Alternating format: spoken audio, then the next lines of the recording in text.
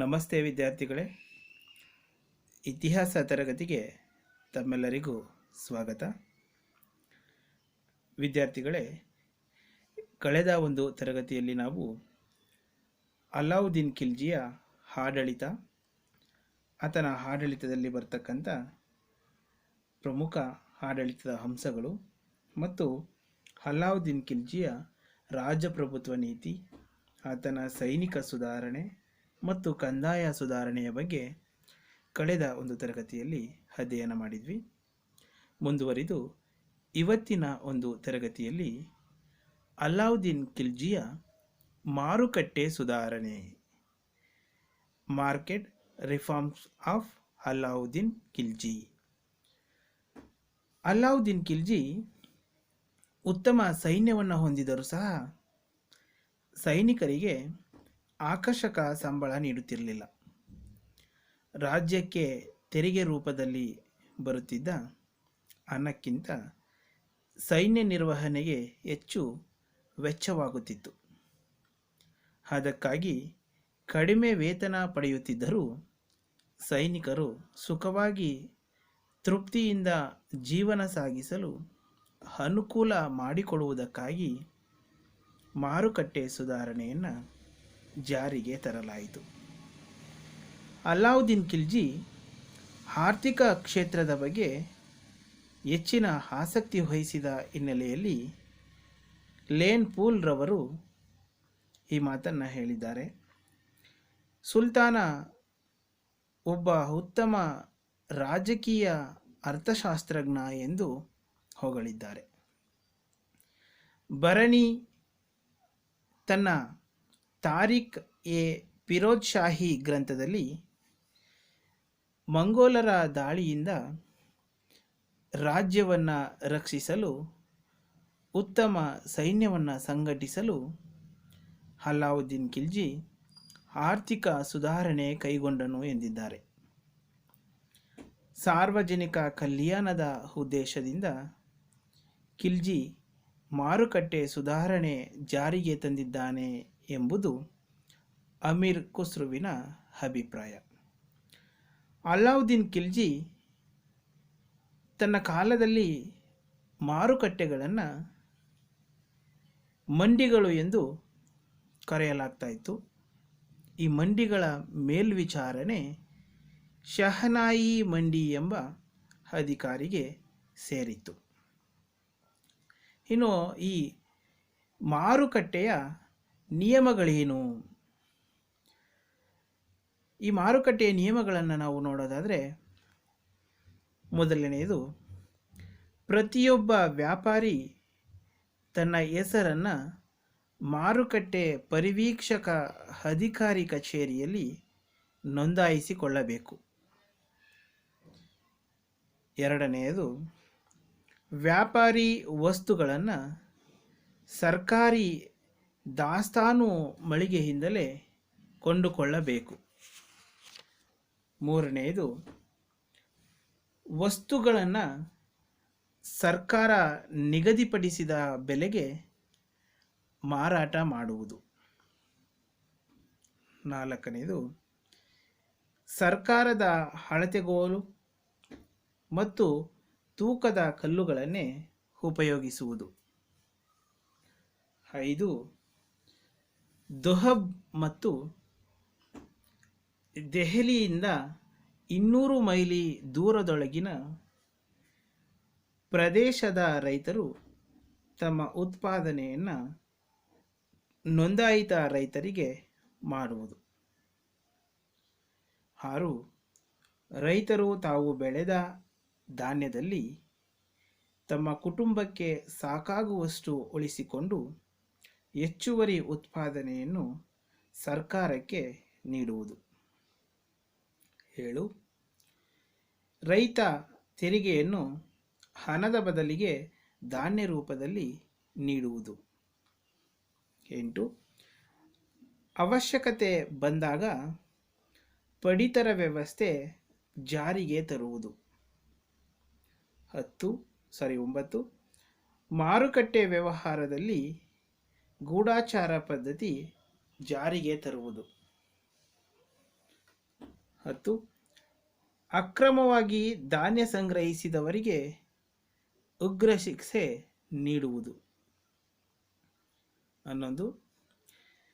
ಚಿಲ್ಲರೆ ವ್ಯಾಪಾರಿಗಳು ತಮ್ಮ ಲಾಭಕ್ಕಾಗಿ ಹೆಚ್ಚು ವಸ್ತುಗಳನ್ನು ಮನೆಯಲ್ಲಿ ಸಂಗ್ರಹಿಸಿಡುವಂತಿಲ್ಲ. 12. ವ್ಯಾಪಾರಸ್ಥರು ತೂಕ ಮತ್ತು ಅಳತೆಯಲ್ಲಿ ಮೋಸ ಮಾಡಿದ್ದೇ ಆದರೆ ಅಷ್ಟೇ ತೂಕದಷ್ಟು ಮಾಂಸವನ್ನು ವ್ಯಾಪಾರಿಯ ದೇಹದಿಂದ ತೆಗೆಯಲಾಗುವುದು. ಹೀಗೆ ಹಲವು ಕಠಿಣ ನಿಯಮಗಳನ್ನು ಅಲ್ಲಾವುದ್ದೀನ್ ಖಿಲ್ಜಿ ತನ್ನ ಮಾರುಕಟ್ಟೆ ವ್ಯವಸ್ಥೆಯಲ್ಲಿ ಜಾರಿಗೆ ತಂದಿದ್ದನು. ಇಂತಹ ಉಗ್ರ ನಿಯಮಗಳಿಂದಾಗಿ ಹೆದರಿದ ವ್ಯಾಪಾರಸ್ಥರು ಎಂದಿಗೂ ಮೋಸ ಮಾಡಲು ಪ್ರಯತ್ನಿಸಲಿಲ್ಲ. ಇಂತಹ ಕ್ರೂರ ಶಿಕ್ಷೆ ವಿಧಿಸಿರುವ ನಿದರ್ಶನವೂ ಎಲ್ಲಿಯೂ ಇಲ್ಲ. ಒಟ್ಟಾರೆ ಅಲ್ಲಾವುದ್ದೀನ್ ಖಿಲ್ಜಿಯ ಮಾರುಕಟ್ಟೆ ಸುಧಾರಣೆ ಸಂಪೂರ್ಣ ಯಶಸ್ವಿಯಾಯಿತೆಂದು ಹೇಳಬಹುದು. ಇನ್ನು ಈತನ ವಿವಿಧ ರೀತಿಯ ಮಾರುಕಟ್ಟೆಗಳನ್ನು ನಾವು ನೋಡೋದಾದರೆ, ದಿನಸಿ ಮಾರುಕಟ್ಟೆ. ಮೊದಲನೆಯದು ದಿನಸಿ ಮಾರುಕಟ್ಟೆ. ಸುಲ್ತಾನ ದಿನನಿತ್ಯದ ಅವಶ್ಯಕ ವಸ್ತುಗಳ ಬೆಲೆ ನಿಗದಿಗೊಳಿಸಿದ್ದನು. ಇಂತಹ ಮಾರುಕಟ್ಟೆ ಇಂದಿನ ಆಧುನಿಕ ಮಾರುಕಟ್ಟೆಯನ್ನೇ ಹೋಲುತ್ತದೆ. ದೆಹಲಿ ಸುಲ್ತಾನರ ಕಾಲದಲ್ಲಿ ಇಂತಹ ಯೋಜನೆ ಕೈಗೊಂಡ ಮೊದಲ ಸುಲ್ತಾನ ಎಂದರೆ ಅದುವೇ ಅಲ್ಲಾವುದ್ದೀನ್ ಖಿಲ್ಜಿ. ಈತನ ದಿನಸಿ ಮಾರುಕಟ್ಟೆಯಲ್ಲಿ ಆ ದಿನಸಿಗಳಿಗೆ ಬೆಲೆಗಳನ್ನು ಯಾವ ರೀತಿಯಾಗಿ ನಿಗದಿಪಡಿಸಲಾಗಿತ್ತು ಅದನ್ನು ನಾವು ನೋಡೋದಾದರೆ, 1 ಮನ ಗೋಧಿಗೆ 7.5 ಜಿತಾಲ್, 1 ಮನ ಬಾರ್ಲಿಗೆ 4 ಜಿತಾಲ್, 1 ಮನ ಭತ್ತಕ್ಕೆ 5 ಜಿತಾಲ್, 1 ಸೇರು ಸಕ್ಕರೆಗೆ 1.5 ಜಿತಾಲ್, 1 ಮನ ಉಪ್ಪಿಗೆ 2 ಜಿತಾಲ್, 2.5 ಸೇರು ಬೆಣ್ಣೆಗೆ 1 ಜಿತಾಲ್. 1 ಜಿತಾಲ್ 3 ಪೈಸೆಗೆ ಸಮ. 1 ಮನ ಎಂದರೆ 40 ಸೇರಿಗೆ ಸಮ. 1 ಟಂಕ 1.5 ರೂಪಾಯಿಗೆ ಸಮ. ಇದು ಈತನ ದಿನಸಿ ಮಾರುಕಟ್ಟೆಯಲ್ಲಿರ್ತಕ್ಕಂಥ ದಿನಸಿಗಳಿಗೆ ಇರ್ತಕ್ಕಂಥ ಬೆಲೆಗಳು. ಇನ್ನು ಎರಡನೇ ಒಂದು ಮಾರುಕಟ್ಟೆ ಸರಾಯಿ ಆದಿಲ್. ಸರಾಯಿ ಆದಿಲ್ ಇಲ್ಲಿ ತಯಾರಿಸಲಾದ ಅಥವಾ ಸಿದ್ಧ ವಸ್ತುಗಳಾದ ಬಟ್ಟೆ, ಬೆಣ್ಣೆ, ಸಕ್ಕರೆ, ಎಣ್ಣೆ, ಚಿಮಣಿ ಮತ್ತು ವಿದೇಶಿಯ ವಸ್ತುಗಳನ್ನು ಮಾರಾಟ ಮಾಡಲಾಗ್ತಾ ಇತ್ತು ಈ ಸರಾಯಿ ಆದಿಲ್ ಮಾರುಕಟ್ಟೆಯಲ್ಲಿ. ಇನ್ನು ಮೂರನೇದು ಗುಲಾಮ ಮತ್ತು ಜಾನುವಾರುಗಳ ಮಾರುಕಟ್ಟೆ.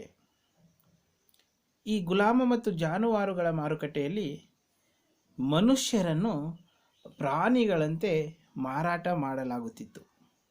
ಗುಲಾಮರ ಬೆಲೆಗಿಂತಲೂ ಅಶ್ವಗಳ ಬೆಲೆ ಹೆಚ್ಚಿರ್ತಾ ಇತ್ತು.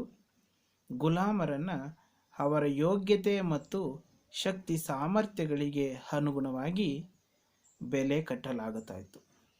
ಈ ವ್ಯವಹಾರದಲ್ಲಿ ದಲ್ಲಾಳಿಗಳಿರಲಿಲ್ಲ. ಇಲ್ಲಿ ಉತ್ತಮ ಗುಲಾಮನಿಗೆ 100ರಿಂದ 200 ಟಂಕಗಳನ್ನು ಕೊಡ್ತಾಯಿದ್ರು.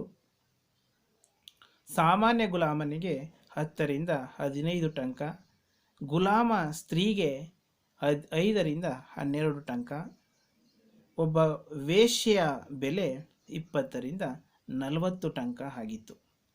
ಹಾಗೆ ಜಾನುವಾರುಗಳ ಬೆಲೆ 1 ಟಂಕ ಅಂದರೆ ಆಗಲೇ ಹೇಳಿದೆ 1.5 ರೂಪಾಯಿಗೆ ಸಮ ಅಂತಕ್ಕಂಥದ್ದು. ಉತ್ತಮ ದರ್ಜೆ ಕುದುರೆಯ ಬೆಲೆ 100ರಿಂದ 120 ಟಂಕ ಆಗಿತ್ತು. ದ್ವಿತೀಯ ದರ್ಜೆ ಕುದುರೆಯ ಬೆಲೆ 80ರಿಂದ 90 ಟಂಕ. ತೃತೀಯ ದರ್ಜೆ ಕುದುರೆಯ ಬೆಲೆ 60ರಿಂದ 70 ಟಂಕ. ಯೋಗ್ಯವಲ್ಲದ ಸ್ವದೇಶಿ ಕುದುರೆಯ ಬೆಲೆ 10ರಿಂದ 25 ಟಂಕ. ಸೊ ಇದೇ ರೀತಿ ದನ, ಕರು, ಕುರಿ, ಕೋನ, ಎಮ್ಮೆ ಮುಂತಾದ ಪ್ರಾಣಿಗಳ ಬೆಲೆಗಳನ್ನು ನಿಗದಿಗೊಳಿಸಲಾಗಿತ್ತು. ಒಂದು ಹಾಲು ಕರೆಯುವ ಎಮ್ಮೆಗೆ 10ರಿಂದ 12 ಟಂಕ ನಿಗದಿಗೊಳಿಸಲಾಗಿತ್ತು. ಇನ್ನು ಸಾಮಾನ್ಯ ಮಾರುಕಟ್ಟೆಯನ್ನು ನಾವು ನೋಡೋದಾದರೆ, ಜಿಯಾವುದ್ದೀನ್ ಬರನಿ ಹೇಳುವಂತೆ ಸಾಮಾನ್ಯ ಮಾರುಕಟ್ಟೆ ಕೇವಲ ದೆಹಲಿಗೆ ಮಾತ್ರ ಸೀಮಿತವಾಗಿತ್ತು ಎಂದಿದ್ದಾರೆ. ಆದರೆ ಸಮಕಾಲೀನ ಇತಿಹಾಸಕಾರರು ದೆಹಲಿಯ ಮುಖ್ಯ ನಗರಗಳಲ್ಲಿಯೂ ಇತ್ತು ಎಂದಿದ್ದಾರೆ. ಇದರ ಮೇಲ್ವಿಚಾರಕ ದಿವಾನ್ ಇ ರಿಯಾಸತ್ ಎಂಬುವವನು. ಉತ್ಪಾದನಾ ವೆಚ್ಚಕ್ಕನುಗುಣವಾಗಿ ಇಲ್ಲಿಯೂ ಬೆಲೆಯನ್ನು ನಿಗದಿ ಮಾಡಲಾಗಿತ್ತು. ಇಲ್ಲಿ ಸಾಮಾನ್ಯ ವಸ್ತುಗಳಾದ ಹಣ್ಣು, ತರಕಾರಿ, ಮೀನು, ಮಾಂಸ, ಸೂಜಿ, ದಾರ, ಬಟ್ಟೆ, ಟೋಪಿ ಮುಂತಾದವುಗಳನ್ನು ಮಾರಲಾಗ್ತಾಯಿತ್ತು. ಇನ್ನು ಮಾರುಕಟ್ಟೆಯ ಅನುಕೂಲಗಳು ಮತ್ತು ಅನಾನುಕೂಲಗಳು. ಇಲ್ಲಿ ಮೊದಲನೇದಾಗಿ ನಾವು ಅನುಕೂಲಗಳನ್ನು ನಾವು ನೋಡೋದಾದರೆ, ಮೊದಲನೆಯದು ಸೈನಿಕರು ಮತ್ತು ಜನಸಾಮಾನ್ಯರಿಗೆ ಕಡಿಮೆ ಬೆಲೆಯಲ್ಲಿ ವಸ್ತುಗಳು ದೊರೆತವು. 2, ಸುಲ್ತಾನ ಈ ಸುಧಾರಣೆಯಿಂದ ಉತ್ತಮ ಸೈನ್ಯ ಹೊಂದಲು ಅವಕಾಶವಾಯಿತು. 3, ಕಾಳಸಂತೆ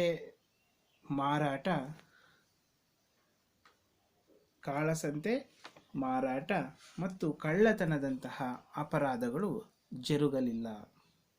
4, ರಾಜ್ಯದಲ್ಲಿ ಆರ್ಥಿಕ ದುಸ್ಥಿತಿ ಉಂಟಾಗಲಿಲ್ಲ.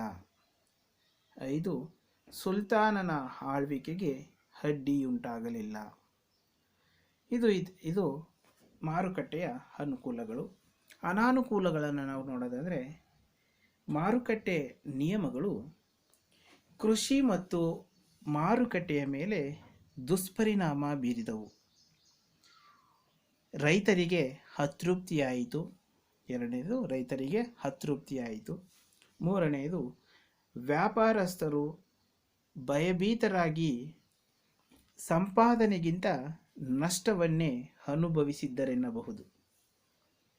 4, ರೈತ ತಾನು ಬೆಳೆದ 1/2 ಭಾಗವನ್ನು ಸರ್ಕಾರಕ್ಕೆ ನೀಡಿ ತನಗೆ ಬೇಕಾದ ವಸ್ತುಗಳಿಗೆ ಹೆಚ್ಚು ಬೆಲೆ ನೀಡಬೇಕಾಯಿತು. 5, ಜನತೆ ತಮ್ಮ ರಕ್ತ ಸುರಿಸಿ ರಾಜ್ಯವನ್ನು ಸಾಕಬೇಕಾಯಿತು. 6, ಮಾರುಕಟ್ಟೆ ಸುಧಾರಣೆಗಳು ಅಲ್ಲಾವುದ್ದೀನ್ ಖಿಲ್ಜಿಯ ಆಳ್ವಿಕೆಯೊಂದಿಗೆ ಅಂತ್ಯಗೊಂಡವು. 7, ಈ ವ್ಯವಸ್ಥೆ ದೆಹಲಿ ಮತ್ತು ಪ್ರಮುಖ ನಗರಗಳಿಗೆ ಮಾತ್ರ ಅನ್ವಯವಾಗುತ್ತಿತ್ತು. ಇದು ದೇಶವ್ಯಾಪಿ ಸುಧಾರಣೆಯಾಗಿರಲಿಲ್ಲ ಎಂಬುದು ವಿದ್ವಾಂಸರ ಅಭಿಪ್ರಾಯ. ಇನ್ನು 8ನೇದು, ಈ ಒಂದು ಮಾರುಕಟ್ಟೆ ವ್ಯವಸ್ಥೆ ಕಠೋರ ನಿಯಮ ಮತ್ತು ಕ್ರೂರತ್ವದಿಂದ ಕೂಡಿತ್ತು. ಒಟ್ಟಾರೆ ಅಲ್ಲಾವುದ್ದೀನ್ ಖಿಲ್ಜಿಯ ಮಾರುಕಟ್ಟೆ ಸುಧಾರಣೆಗಳು ತುಂಬ ವ್ಯವಸ್ಥಿತ ಹಾಗೂ ಕ್ರಮಬದ್ಧವಾಗಿದ್ದವು. ಮಾರುಕಟ್ಟೆಯ ಕಠೋರ ನಿಯಮಗಳಿಂದಾಗಿ ಸೈನಿಕರಿಗೆ ಮತ್ತು ಸಾಮಾನ್ಯ ಜನರಿಗೆ ಆಗಬಹುದಾದ ಮೋಸವನ್ನು ತಡೆಗಟ್ಟಿದಂತಾಯಿತು. ಆದ್ದರಿಂದಲೇ ಪೆರಿಸ್ತಾ ಒಂದು ಮಾತನ್ನು ಹೇಳಿದ್ದಾರೆ, ಸುಲ್ತಾನನ ಮಾರುಕಟ್ಟೆ ಸುಧಾರಣೆ ಇತರೆ ಸುಧಾರಣೆಗಳಿಗಿಂತ ಅಪೂರ್ವ ಸಾಧನೆ ಎಂದಿದ್ದಾರೆ. ರಾಜ್ಯದಲ್ಲಿ ಅತಿವೃಷ್ಟಿ, ಅನಾವೃಷ್ಟಿ, ಸುಗ್ಗಿ, ಕ್ಷಾಮ, ಯಾವುದೇ ರೀತಿಯ ಒಳ್ಳೆಯ ಕಾಲ ಅಥವಾ ಸಮಸ್ಯೆಗಳು ಬಂದಾಗೂ ಬೆಲೆಗಳು ಮಾತ್ರ ಸ್ಥಿರವಾಗಿದ್ದವು ಎಂದು ಬರನಿ ಆಶ್ಚರ್ಯ ವ್ಯಕ್ತಪಡಿಸಿದ್ದಾರೆ. ಇನ್ನು ಅಮೀರ್ ಖುಸ್ರು ತಮ್ಮ ಗ್ರಂಥದಲ್ಲಿ ಖಜಾಯಿನ್ ಉಲ್ ಫತ್ವಿನಲ್ಲಿ ಅಲ್ಲಾವುದ್ದೀನ್ ಖಿಲ್ಜಿಯ ಆರ್ಥಿಕ ಸುಧಾರಣೆಗಳು ಸಾರ್ವಜನಿಕ ಕಲ್ಯಾಣಕ್ಕಾಗಿ ಹೊರಡಿಸಲಾದ ನಿಯಮಗಳು ಎಂದಿದ್ದಾರೆ. ಇದನ್ನು ಯಶಸ್ವಿಗೊಳಿಸಲು ಸುಲ್ತಾನ ಯಾವುದೇ ದೃಷ್ಟಿಯಿಂದ ಈ ಮಾರುಕಟ್ಟೆ ಸುಧಾರಣೆ ಜಾರಿಗೆ ತಂದಿದ್ದರೂ ಆತ ಹಾಕಿಕೊಂಡ ಯೋಜನೆ ಮಾತ್ರ ಮೆಚ್ಚತಕ್ಕದ್ದು ಎನ್ನಬಹುದು. ಅನಕ್ಷರಸ್ಥನಾಗಿದ್ದರೂ ಕೂಡ ಅವನ ಬುದ್ಧಿವಂತಿಕೆ, ಶ್ರಮ, ಕಠೋರ ನಿಯಮಗಳು ಮತ್ತು ಆಲೋಚನೆಗಳಿಂದಾಗಿ ಮಾರುಕಟ್ಟೆ ಸುಧಾರಣೆ ಯಶಸ್ವಿಯಾಯಿತು ಎಂದು ಹೇಳಿದರೆ ತಪ್ಪಾಗಲಾರದು. ಹಾಗಾಗಿ ಅಲ್ಲಾವುದ್ದೀನ್ ಖಿಲ್ಜಿಯ ಮಾರುಕಟ್ಟೆ ಸುಧಾರಣೆಗಳು ತುಂಬ ವ್ಯವಸ್ಥಿತ ಹಾಗೂ ಕ್ರಮಬದ್ಧವಾಗಿ ಒಂದು ಯಶಸ್ವಿಯ ಸ್ಥಾನವನ್ನು ಪಡೆಯಿತು ಎಂದು ಹೇಳಬಹುದು. ವಿದ್ಯಾರ್ಥಿಗಳೇ, ಇದಿಷ್ಟು ಅಲ್ಲಾವುದ್ದೀನ್ ಖಿಲ್ಜಿಯ ಮಾರುಕಟ್ಟೆ ಸುಧಾರಣೆಗೆ ಸಂಬಂಧಪಟ್ಟಂತಹ ಒಂದು ಮಾಹಿತಿ. ನಂತರ ಅಲ್ಲಾವುದ್ದೀನ್ ಖಿಲ್ಜಿಯ ಕೊಡುಗೆ. ಈತ ಸಾಹಿತ್ಯ, ಕಲೆ ಮತ್ತು ವಾಸ್ತುಶಿಲ್ಪಕ್ಕೆ ನೀಡಿರ್ತಕ್ಕಂಥ ಕೊಡುಗೆ ಏನು? ಅಲ್ಲಾವುದ್ದೀನ್ ಖಿಲ್ಜಿ ನಿರಕ್ಷರಿಯಾಗಿದ್ದರೂ ಸಾಹಿತ್ಯ ಮತ್ತು ಕಲಾಕ್ಷೇತ್ರಗಳಿಗೆ ಇವನು ನೀಡಿರುವ ಕೊಡುಗೆ ಅಪಾರವಾಗಿದೆ. ಹಲವಾರು ಕವಿಗಳು, ವಿದ್ವಾಂಸರು ಇವನ ಆಶ್ರಯದಲ್ಲಿದ್ದರು. ಅಮೀರ್ ಖುಸ್ರು, ಶೇಖ್ ರುಕುನುದ್ದೀನ್ ಮುಂತಾದವರಿದ್ದರು. ಇವರಲ್ಲಿ ಅಮೀರ್ ಖುಸ್ರು ಪ್ರಸಿದ್ಧ ಕವಿ ಹಾಗೂ ಸಂಗೀತಗಾರ. ಇವನಿಗೆ ಕವಿರಾಜ ಮತ್ತು ಭಾರತದ ಗಿಳಿ, ಪ್ಯಾರೆಟ್ ಆಫ್ ಇಂಡಿಯಾ ಎಂಬ ಬಿರುದುಗಳಿದ್ದವು. ಇನ್ನು ಕಲೆ ಮತ್ತು ವಾಸ್ತುಶಿಲ್ಪಕ್ಕೆ ಅಲ್ಲಾವುದ್ದೀನ್ ಖಿಲ್ಜಿಯ ಕೊಡುಗೆ ನೋಡೋದಾದರೆ, ಅಲ್ಲಾವುದ್ದೀನ್ ಖಿಲ್ಜಿ ಕಲೆ ಮತ್ತು ವಾಸ್ತುಶಿಲ್ಪಗಳನ್ನು ಹೆಚ್ಚೆಚ್ಚಾಗಿ ದೆಹಲಿಯಲ್ಲಿ ನಾವು ಕಾಣಬಹುದು. ಕುತುಬ್ ಮಿನಾರ್ ಬಳಿ ಒಂದು ಮಿನಾರನ್ನು ಈತ ನಿರ್ಮಿಸಿದ್ದಾನೆ. ಸಿರಿಕೋಟೆಯ ನಿರ್ಮಾಣ, ಹಜಾರ್ ಸಿತಾನು ಅಂದರೆ 1000 ಕಂಬಗಳ ಅರಮನೆ, ಹಲೈ ದರ್ವಾಜ ಅಂದರೆ ಬೃಹತ್ ದ್ವಾರ, ಇದು ಹೌಸ್ ಖಾನ್ ಎಂಬ ದೊಡ್ಡ ಕೆರೆ. ಈಗ ಇದು ಪ್ರವಾಸಿ ಸ್ಥಳವಾಗಿ ಮಾರ್ಪಟ್ಟಿರ್ತಕ್ಕಂಥದ್ದನ್ನು ನಾವು ಕಾಣಬಹುದು. ಇನ್ನು ಅಲ್ಲಾವುದ್ದೀನ್ ಖಿಲ್ಜಿಯ ಧಾರ್ಮಿಕ ನೀತಿ. ಇವನ ಧಾರ್ಮಿಕ ನೀತಿ ವಿಶಿಷ್ಟವಾಗಿದೆ.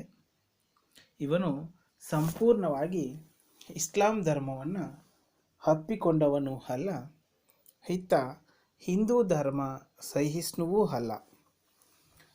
ತನ್ನ ಆಳ್ವಿಕೆ ಕಾಲದಲ್ಲಿ ಧರ್ಮವನ್ನು ರಾಜಕೀಯದಿಂದ ಪ್ರತ್ಯೇಕಿಸಿ ಕುರಾನ್ ಮತ್ತು ಶರಿಯತ್ ನಿಯಮಗಳನ್ನು ಬದಿಗೊತ್ತಿ ತನ್ನದೇ ಆದ ನಿಯಮಗಳನ್ನು ಜಾರಿಗೆ ತಂದನು. ಇವನ ಆಳ್ವಿಕೆ ಕಾಲ ಹಿಂದೂಗಳ ದುರಂತ ಕಾಲ. ಹಿಂದೂಗಳು ಉನ್ನತ ಹುದ್ದೆ ಹೊಂದುವಂತಿರಲಿಲ್ಲ, ವೈಭವದ ಉಡುಪು ಆಭರಣ ಧರಿಸುವಂತಿರಲಿಲ್ಲ, ಕುದುರೆ ಸವಾರಿ ಮಾಡುವಂತಿರಲಿಲ್ಲ, ಜಜಿಯ ಕರ ನೀಡದೆ ತಪ್ಪಿಸಿಕೊಳ್ಳುವಂತಿರಲಿಲ್ಲ, ತಾಂಬೂಲವನ್ನು ಸಹ ಹಾಕಿಕೊಳ್ಳುವಂತಿರಲಿಲ್ಲ. ಇವನ ದಂಡನಾಯಕನಾದ ಮಲ್ಲಿಕ್ ಕಾಫರ್ ಹಿಂದೂ ದೇವಾಲಯಗಳನ್ನು ನಾಶ ಮಾಡಿದಾಗ ಆತನಿಗೆ ಗಾಜಿ ಎಂಬ ಬಿರುದು ನೀಡಿ ಹರ್ಷ ವ್ಯಕ್ತಪಡಿಸಿದನು. ಹೀಗೆ ಹಿಂದೂಗಳ ಬಗ್ಗೆ ಅಲ್ಲಾವುದ್ದೀನ್ ಖಿಲ್ಜಿಗೆ ಒಳ್ಳೆಯ ಭಾವನೆಯಂತೂ ಇರಲಿಲ್ಲ ಎನ್ನಬಹುದು. ಈ ಎಲ್ಲ ಅಂಶಗಳನ್ನು ಗಮನಿಸಿದಾಗ ಸುಲ್ತಾನ ಹಿಂದೂ ವಿರೋಧಿ, ಆದರೆ ಇಸ್ಲಾಂ ಧರ್ಮದ ವಿರೋಧಿಯಲ್ಲ. ಇವನು ಕುರಾನ್, ಶರಿಯತ್ ನಿಯಮಗಳನ್ನು ಆಡಳಿತದಿಂದ ದೂರವಿಟ್ಟಿದ್ದುದು ಮುಸ್ಲಿಂ ಸರದಾರರು, ಉಲೇಮರು ಮತ್ತು ಕಾಜಿಗಳಿಂದ ಮುಕ್ತನಾಗಿ ಸ್ವತಂತ್ರ ಆಳ್ವಿಕೆ ನಡೆಸುವುದಕ್ಕಾಗಿ. ಇವನು ಮೂಲತಃ ಕಟ್ಟ ಮುಸಲ್ಮಾನ, ಪ್ರತಿನಿತ್ಯ ಪ್ರಾರ್ಥನೆಯನ್ನು ತಪ್ಪದೆ ಮಾಡುತ್ತಿದ್ದನು. ಇಸ್ಲಾಂ ಧರ್ಮ ಪ್ರಚಾರ ಮಾಡಬೇಕೆಂಬ ಆಸೆ ಇವನಿಗಿತ್ತು. ಒಟ್ಟಾರೆ ಧಾರ್ಮಿಕ ವಿಷಯದಲ್ಲಿ ಇವನೊಬ್ಬ ಚಾಣಾಕ್ಷ ಎಂದು ಹೇಳಬಹುದು. ಇವನ ಅಂತಿಮ ದಿನಗಳು ಸುಖಪ್ರದವಾಗಿರಲಿಲ್ಲ. ಇವನ ದುರ್ಗುಣ, ಕ್ರೂರತ್ವ, ಹಿಂದೂ ವಿರೋಧಿ ನೀತಿ, ಅನಾರೋಗ್ಯ ಎಲ್ಲ ಅಂಶಗಳು ಅಂತಿಮ ಕಾಲದಲ್ಲಿ ಇವನ ಬದುಕಿಗೆ ಭಾರೀ ಹೊಡೆತವನ್ನೇ ನೀಡಿದವು. ತಲೆಯಲ್ಲಿ ಯೋಚನೆಗಳು ಹೆಚ್ಚಾದಂತೆ ಮದ್ಯ ವ್ಯಸನಿಯಾಗಿ ಹಾಸಿಗೆ ಹಿಡಿದ ಅಲ್ಲಾವುದ್ದೀನ್ ಖಿಲ್ಜಿ ತನ್ನ ಹೆಂಡತಿ ಮಕ್ಕಳಿಂದ ದೂರವಾದನು. ಇಂತಹ ಸಂದರ್ಭದಲ್ಲಿ ಸುಲ್ತಾನನ ಅನಾರೋಗ್ಯ ಲಾಭ ಪಡೆದ ಮಲ್ಲಿಕ್ ಕಾಫರ್ ರಾಜ್ಯಾಡಳಿತವನ್ನು ತನ್ನದಾಗಿಸಿಕೊಳ್ಳಲು ಪ್ರಯತ್ನಿಸಿದನು. ನಿರಾಶೆ, ಹತಾಶೆ, ದುಃಖ ಮತ್ತು ಅಸಹಾಯಕತೆಯಿಂದಾಗಿ ಅಲ್ಲಾವುದ್ದೀನ್ ಖಿಲ್ಜಿ ಬೇಸರದಿಂದ ಕೊರಗುತ್ತಾ ಮರಗುತ್ತಾ ಕ್ರಿಸ್ತಶಕ 1316ರಲ್ಲಿ ಮರಣ ಹೊಂದಿದನು. ಈತನ ನಂತರ ಶಹಾಬುದ್ದೀನ್ ಅಂದರೆ ಅಲ್ಲಾವುದ್ದೀನ್ ಖಿಲ್ಜಿಯ ಮರಣದ ನಂತರ ಮಲ್ಲಿಕ್ ಕಾಫರ್ ಏನು ಮಾಡ್ತಾನೆ, ರಾಜ್ಯದ ಉನ್ನತ ಅಧಿಕಾರಿಗಳ ಸಭೆಯನ್ನು ಕರೆದು ಶಹಾಬುದ್ದೀನನಿಗೆ ಪಟ್ಟಾಭಿಷೇಕವನ್ನು ಮಾಡಿ ತಾನು ರಾಜಪ್ರತಿನಿಧಿಯಾಗ್ತಾನೆ. ಯಾರು? ಮಲ್ಲಿಕ್ ಕಾಫರ್. ತನ್ನ ಅಧಿಕಾರಕ್ಕೆ ಅಡ್ಡಿಯುಂಟು ಮಾಡಿದ ಸುಲ್ತಾನನ ಸಂಬಂಧಿಕರನ್ನು ಕೊಲೆಗೈದು ಖಿಲ್ಜಿಯ ಮಕ್ಕಳಾದ ಖಿಜರ್ ಖಾನ್ ಮತ್ತು ಕಾದಿರ್ ಖಾನರ ಕಣ್ಣನ್ನು ಕೀಳಿಸ್ತಾನೆ. ಅಲ್ಲಾವುದ್ದೀನ್ ಖಿಲ್ಜಿಯ ವಿಧವೆ ರಾಣಿಯನ್ನು ವಿವಾಹವಾಗಿ ಶಹಾಬುದ್ದೀನನಿಗೆ ಸಾಕು ತಂದೆಯಾಗ್ತಾನೆ. ಇದನ್ನು ಸಹಿಸದ ಸುಲ್ತಾನನ ಅಂಗರಕ್ಷಕರು ಸಮಯವನ್ನು ನೋಡಿ ಮಲ್ಲಿಕ್ ಕಾಫರ್ನನ್ನು ಕೊಂದು ಶಹಾಬುದ್ದೀನನನ್ನು ಸೆರೆಮನೆಗೆ ತಳ್ಳಿದರು. ಅಲ್ಲಾವುದ್ದೀನ್ ಖಿಲ್ಜಿ ಸತ್ತ ಕೇವಲ 35 ದಿನಗಳ ಅಂತರದಲ್ಲಿ ಮಲ್ಲಿಕ್ ಕಾಫರ್ ಮರಣ ಹೊಂದಿದನು. ಇದು ಅವನ ದುರಾಸೆಯ ಪ್ರತಿಫಲ ಎನ್ನಬಹುದು. ಶಹಾಬುದ್ದೀನನ ನಂತರ ಮುಬಾರಕ್ ಶಾ ಕ್ರಿಸ್ತಶಕ 1316 ಏಪ್ರಿಲ್ ತಿಂಗಳಲ್ಲಿ ಖಿಲ್ಜಿ ಮನೆತನದ ಅರಸ ಎಂದು ಘೋಷಿಸಲ್ಪಟ್ಟನು. ಇವನು ರೈತರಿಗಾಗಿ, ಭೂಮಾಲೀಕರಿಗಾಗಿ ಉತ್ತಮ ಸುಧಾರಣೆ ಜಾರಿಗೆ ತಂದನಾದರೂ ಮದ್ಯ ವ್ಯಸನಿಯಾಗಿ ವಿಲಾಸಿ ಜೀವನದಲ್ಲಿ ಮೈಮರೆತನು. ಇವನ ಆಳ್ವಿಕೆಯ ಕಾಲದಲ್ಲಿ ಪ್ರತಿಯೊಂದು ಮನೆಯೂ ಮದ್ಯದಂಗಡಿಯಾಗಿತ್ತು ಎಂದು ಭರಣಿ ಹೇಳಿದ್ದಾರೆ. ಗುಜರಾತಿನ ಗುಲಾಮ ಖುಸ್ರು ಖಾನ್ ಮುಬಾರಕನ ವಜೀರನಾದನು. ಖಿಲ್ಜಿ ಮನೆತನದ ಕೊನೆಯ ಸುಲ್ತಾನ ಖುಸ್ರು ಖಾನ್. ಇವನು ನಜೀರುದ್ದೀನ್ ಖುಸ್ರು ಸಾ ಎಂಬ ಬಿರುದಿನೊಂದಿಗೆ ಸಿಂಹಾಸನರೂಢನಾದನು. ಇವನು ಹಿಂದೂಗಳು ಪರವಾಗಿದ್ದರಿಂದ ಅಸಮರ್ಥ ಸುಲ್ತಾನನೆಂಬ ನೆಪದಿಂದಾಗಿ ಎಲ್ಲೆಲ್ಲೂ ದಂಗೆಗಳು ಪ್ರಾರಂಭವಾದವು. ಆಗ ಪಂಜಾಬಿನ ರಾಜ್ಯಪಾಲ ಗಾಜಿ ಮಲ್ಲಿಕ್ ತನ್ನ ದೊರೆಯನ್ನು ಕೊಂದನು. ಅಲ್ಲಾವುದ್ದೀನ್ ಖಿಲ್ಜಿಯ ವಂಶಸ್ಥರು ಯಾರೂ ಇಲ್ಲದಿದ್ದ ಕಾರಣ ಗಿಯಾಸುದ್ದೀನ್ ತೊಗಲಕ್ ಎಂಬ ಬಿರುದಿನೊಂದಿಗೆ ಕ್ರಿಸ್ತಶಕ 1320 ಸೆಪ್ಟೆಂಬರ್ ತಿಂಗಳಿನಂದು ದೆಹಲಿಯ ಸಿಂಹಾಸನಾರೋಹಣ ಮಾಡಿದನು. ಯಾರು? ಗಾಜಿ ಮಲ್ಲಿಕ್. ಇವನೇ ತುಘಲಕ್ ಮನೆತನದ ಸ್ಥಾಪಕ. ಇನ್ನು ಅಲ್ಲಾವುದ್ದೀನ್ ಖಿಲ್ಜಿಯ ವ್ಯಕ್ತಿತ್ವವನ್ನು ನಾವು ನೋಡೋದಾದರೆ, ಇವನು ಮಹತ್ವಾಕಾಂಕ್ಷೆಯುಳ್ಳ ಸುಲ್ತಾನ. ವ್ಯವಹಾರ ಚತುರತೆ, ಬುದ್ಧಿಶಕ್ತಿ, ದಕ್ಷತೆ, ಸಮರ ಶೂರತ್ವ ಮತ್ತು ಆಡಳಿತಾತ್ಮಕ ಪ್ರತಿಭೆ ಹೊಂದಿದಂತಹ ಸುಲ್ತಾನ. ಒಬ್ಬ ವ್ಯಕ್ತಿಯಾಗಿ ನೋಡುವುದಾದರೆ ಇವನೊಬ್ಬ ಕ್ರೂರಿ, ಧರ್ಮಾಂಧ, ಗರ್ವಿಷ್ಠ, ನಿರಂಕುಶಮತಿ, ಸ್ವಾರ್ಥಿ, ಅಧಿಕಾರದಾಹವುಳ್ಳ, ವಿಶ್ವಾಸಘಾತುಕ ಮತ್ತು ಸ್ತ್ರೀ ವ್ಯಾಮೋಹಿ ಎಂದು ಹೇಳಬಹುದು. ಇವನು ಸೈನಿಕರ ಹಿತಕ್ಕಾಗಿ ರೈತರ ಮತ್ತು ಜನಸಾಮಾನ್ಯರ ಬದುಕನ್ನು ಬಲಿಕೊಟ್ಟ ನಿರ್ದಯಿ ಸುಲ್ತಾನ. ಹಿಂದೂಗಳಿಗೆ ಸೈತಾನನಿದ್ದಂತೆ ಇವನ ಕಾಲದಲ್ಲಿ ಹಿಂದೂಗಳು ಉಸಿರು ಕಟ್ಟಿದ ವಾತಾವರಣದಲ್ಲಿ ಬದುಕಬೇಕಾಗಿತ್ತು. ಇವನು ತನ್ನ ಆಡಳಿತಾವಧಿಯಲ್ಲಿ ಕ್ರೂರಿಯಾಗಿ ನಡೆದುಕೊಂಡಿರುವುದೇ ಹೆಚ್ಚು. ಹಾಗಾಗಿ ವಿ.ಎ. ಸ್ಮಿತ್ ಅಲಾವುದ್ದೀನ್ ಖಿಲ್ಜಿಯನ್ನು ಕ್ರೂರಿ ಎಂದು ಕರೆದಿದ್ದಾರೆ. ನವ ಮುಸ್ಲಿಮರೊಂದಿಗೆ ನಡೆದುಕೊಂಡ ರೀತಿ, ಸಂಬಂಧಿಕರ ಕಗ್ಗೊಲೆ, ಚಿಕ್ಕಪ್ಪನ ಕೊಲೆ ಇವೆಲ್ಲ ಮಧ್ಯಕಾಲೀನ ಇತಿಹಾಸದಲ್ಲಿ ಅಲಾವುದ್ದೀನ್ ಖಿಲ್ಜಿ ಒಬ್ಬ ಪಾತಕಿ ಎಂಬುದನ್ನು ಸಾಬೀತುಪಡಿಸುತ್ತವೆ. ಇವನ ಆಳ್ವಿಕೆ ವಿಶ್ವಾಸಘಾತತನದಿಂದ ಪ್ರಾರಂಭವಾಗಿ ಔದಾರ್ಯದಲ್ಲಿ ಸ್ಪಂದಿಸಿ ಭಯಾನಕತೆಯಲ್ಲಿ ಅಂತ್ಯವಾಯಿತು ಎಂದು ಎಸ್.ಪಿ. ಶರ್ಮಾ ಹೇಳಿರುವುದು ಸುಲ್ತಾನನ ವ್ಯಕ್ತಿತ್ವದ ದರ್ಪಣ ಎನ್ನಬಹುದು.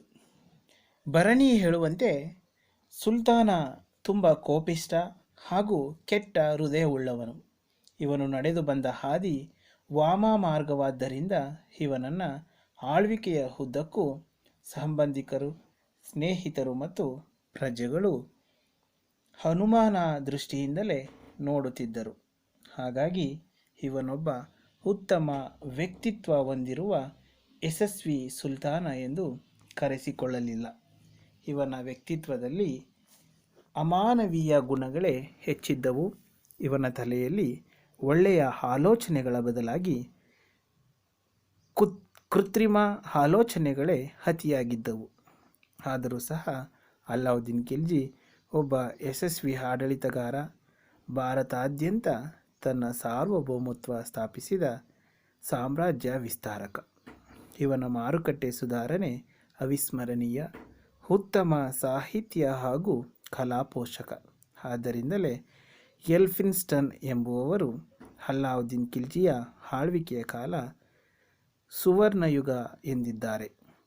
ಸಮರ ಸೂರನಾದ ಇವನಿಗೆ ಧೈರ್ಯ ಎಂಬುದು ಹುಟ್ಟಿನಿಂದಲೇ ಬಂದಂತಹ ಕೊಡುಗೆಯಾಗಿತ್ತು. ಆಡಳಿತದ ಎಲ್ಲ ಹಂತಗಳಲ್ಲಿಯೂ ಕಟ್ಟುನಿಟ್ಟಿನ ಕ್ರಮ ಕೈಗೊಂಡು ಯಶಸ್ವಿ ಆಡಳಿತಗಾರನೆನಿಸಿದ ಇವನ ವ್ಯಕ್ತಿತ್ವ ಮೆಚ್ಚುವಂಥದ್ದು ಎನ್ನಬಹುದು. ಸೊ ವಿದ್ಯಾರ್ಥಿಗಳೇ, ಇದಿಷ್ಟು ಅಲಾವುದ್ದೀನ್ ಖಿಲ್ಜಿ ಆಡಳಿತ ಅಂದರೆ ಮಾರುಕಟ್ಟೆ ಸುಧಾರಣೆಗೆ ಮತ್ತು ಆತನ ಸಾಹಿತ್ಯ, ಕಲೆ ಮತ್ತು ವಾಸ್ತುಶಿಲ್ಪಕ್ಕೆ ನೀಡಿರ್ತಕ್ಕಂಥ ಕೊಡುಗೆ ಮತ್ತು ಆತನ ಅಲಾವುದ್ದೀನ್ ಖಿಲ್ಜಿಯ ಧಾರ್ಮಿಕ ನೀತಿಗೆ ಸಂಬಂಧಪಟ್ಟಿರ್ತಕ್ಕಂಥ ಒಂದು ಮಾಹಿತಿ. ಸೊ ನಿಮಗೆ ಏನಾದರೂ ಎಕ್ಸಾಮಲ್ಲಿ ಕೇಳಿದರೆ ನೀವು ಇಷ್ಟನ್ನು ಬರಿಬೇಕಾಗುತ್ತೆ. ಸೊ ಓಕೆ, ಇಲ್ಲಿಗೆ ಖಿಲ್ಜಿ ಮನೆತನ ಮುಕ್ತಾಯವಾಗುತ್ತೆ. ನಾಳಿನ ಒಂದು ತರಗತಿಯಲ್ಲಿ ಖಿಲ್ಜಿ ಮನೆತನದ ನಂತರ ದೆಹಲಿ ಗದ್ದುಗೆಯನ್ನು ಹಿಡಿದು ಉತ್ತಮ ಆಳ್ವಿಕೆಯನ್ನು ಕೊಟ್ಟಿರತಕ್ಕಂಥ ಮೂರನೇ ಮನೆತನವಾದ ತುಘಲಕ್ ಮನೆತನದ ಬಗ್ಗೆ ನಾಳಿನ ಒಂದು ತರಗತಿಯಲ್ಲಿ ನಾವು ಅಧ್ಯಯನ ಮಾಡೋಣ. So thank you very much.